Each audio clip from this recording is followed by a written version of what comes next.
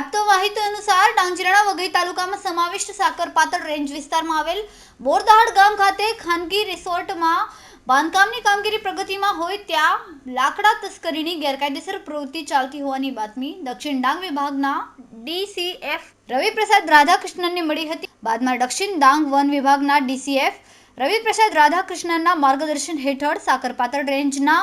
RFO Manish સોનવણી સહિત one વિભાગની ટીમે બોરદહાડ ગામે ચાલી રહેલ રિસોર્ટના બાંધકામના સ્થળે સર્ચ ઓપરેશન હાથ ધર્યું હતું। તે તપાસ દરમિયાન વન વિભાગની ટીમ દ્વારા સાગી લાકડાના જથ્થાની શોધખોળ કરતા રિસોર્ટના સંચાલકે રિસોર્ટના પાછળના ભાગે ઘાસના નીચે છુપાવેલ કુલ 56 સાગી નંગ મળી આવ્યા હતા, જેનું મોજમાપ કરતા સાગી ઘન મીટર